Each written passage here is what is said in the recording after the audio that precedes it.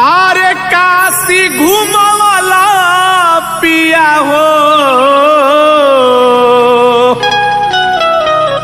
मथुरा घूमवाला। देखिए एगो पत्नी बड़ी अपना पतिदेव से एगो बात कह तरीका कि काशी घूमवाला पिया हो मथुरा घूमवाला त काहे ना घूमवाला ए पिया हो।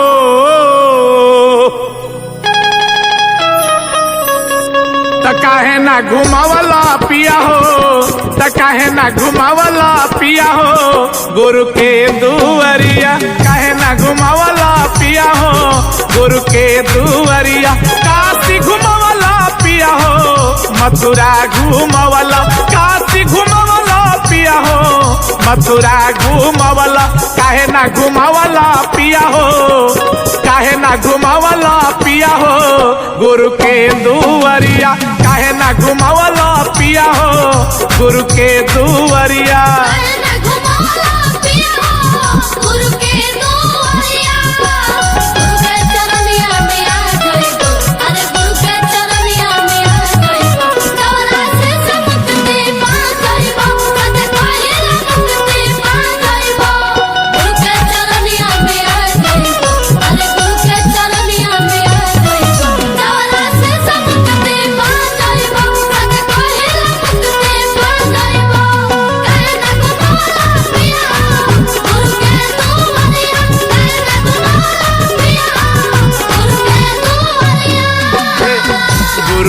चरनिया में बहे अमृत के धारवा हो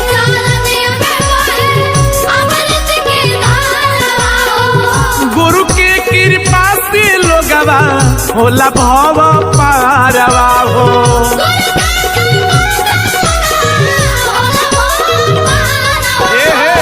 गुरु के चरण में बहे अमृत के धारवा हो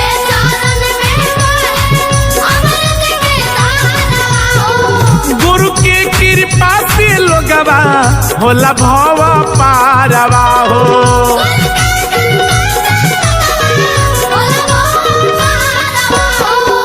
अरे तीर्थ करवाला पिया हो व्रत करवाला तीर्थ करवाला पिया हो व्रत करवाला काहे ना करवाला पिया हो न काहे ना करवाला पिया हो गुरु के सेवा दरिया काहे ना करवाला पिया हो गुरु के सेवा दरिया।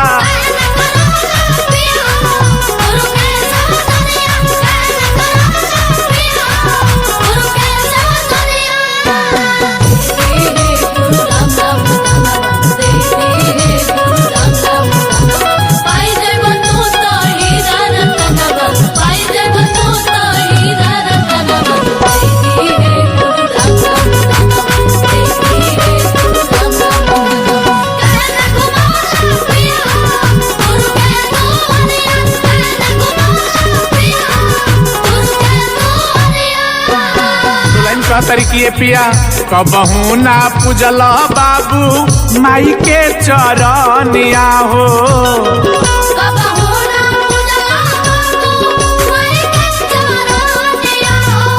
घूमी घूमी पूजला सैया भूतवा भवनिया हो।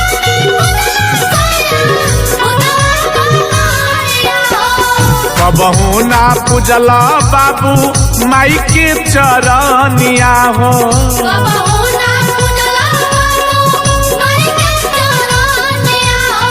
घूमी घूमी पूजला सैया भूतवा भवनिया हो।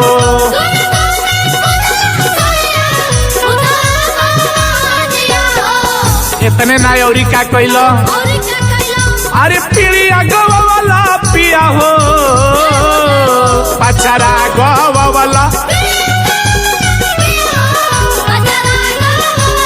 पीड़िया गवाला पिया हो पचरा गवाला काहे ना गवावला पिया हो, त काहे ना गवावला पिया हो, हरि के भजनिया काहे ना गवावला पिया हो, हरि के भजनिया